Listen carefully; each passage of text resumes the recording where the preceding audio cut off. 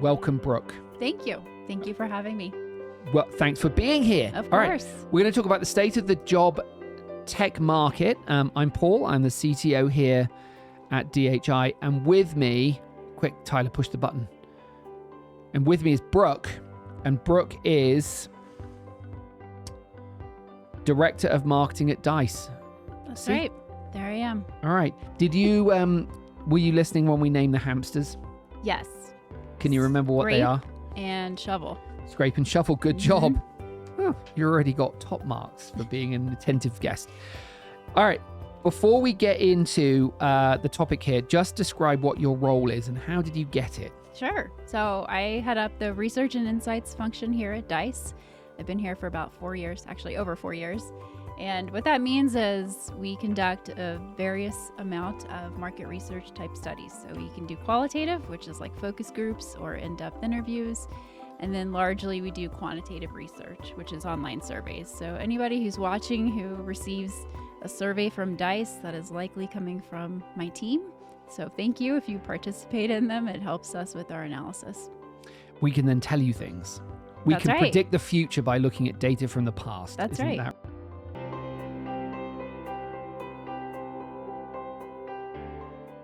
So we're going to look at, I'm not entirely sure how we're going to do this. We're going to look at some charts and we're going to talk about them. Is that the gist of it? Yes, that is Okay. the gist Should of we it. pull Yeah. the first chart up and have a look at it? Sure. Okay. The first chart is US tech jobs posting by month. And even though it says plus 13 and plus 26, it looks, if I squint, it looks a bit flat.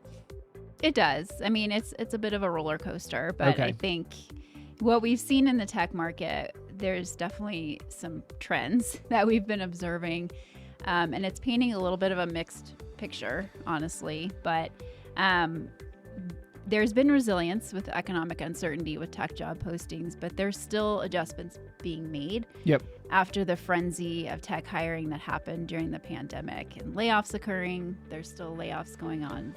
It seems like every week. But despite that, there's still an increase in tech job postings. And you can see October, particularly, when we look at it month over month and year over year, there were increases. And it looks like since July, it's been on the increase. We'll see what November holds. November and December typically are a little bit lower, just given seasonality. But Thanksgiving this year is later in the month, so maybe we'll see more growth in November. Yeah, so I think just to sort of summarize, that we get a lot of feedback that there's the people are actively seeking jobs and not hearing back from companies, and that it's still a more difficult market than it has been out. Yes. Job seeking.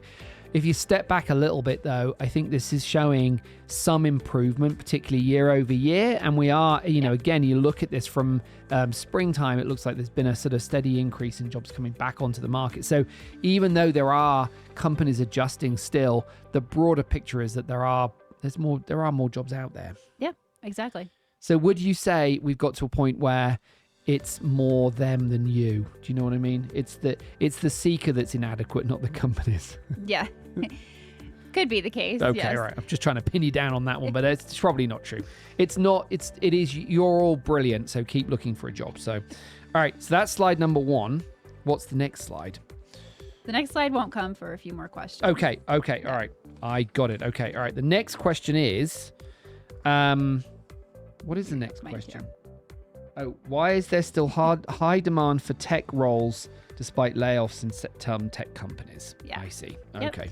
Yeah, so I think despite what's going on with big tech companies and just large companies in general, there are still plenty of companies and industries out there who are in need of tech professionals to drive digital transformation, automation, innovation, and things like that.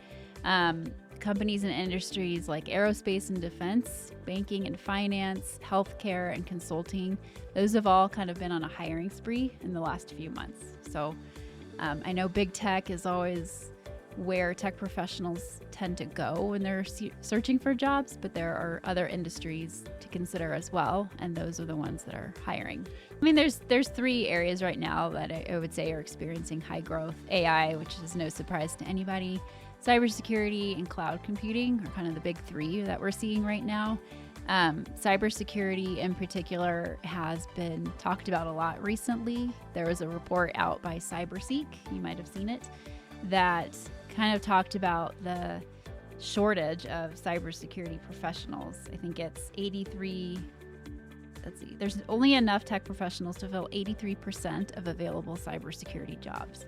This is based off of the Bureau of Labor Statistics, or the BLS, and they are forecasting strong job growth across nearly all tech roles, as you can see here. So computer occupations as a whole are expected to grow 12%, which is triple that of the total across all occupations, 4%. And then you can see here listed out just a handful of specific tech roles, but they are all forecasted to grow pretty substantially in the next decade, with the exception of computer programmers. What's wrong with computer programmers? You tell me. I don't know. I wonder whether this is a reflection of sort of this idea that AI tools are going to make programmers more effective, and therefore you need less of them. And my prediction is that AI and computer programmers are going to make even more of a mess and require even more people to fix it. So, because the more code you generate, the more legacy code exists in the world. So, I guess we'll see what happens there. It's surprising, though, in particular because you could look at this and say raw computer programmers are reducing.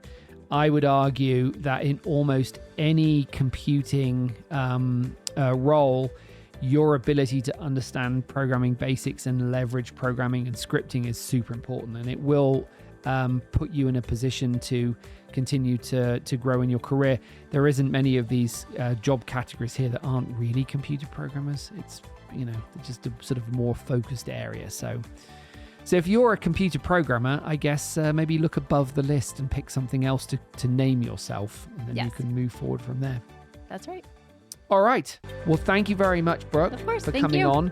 Disappointed that you don't play video games or like hamsters. I didn't say I didn't like hamsters. Well, I'm just paraphrasing. So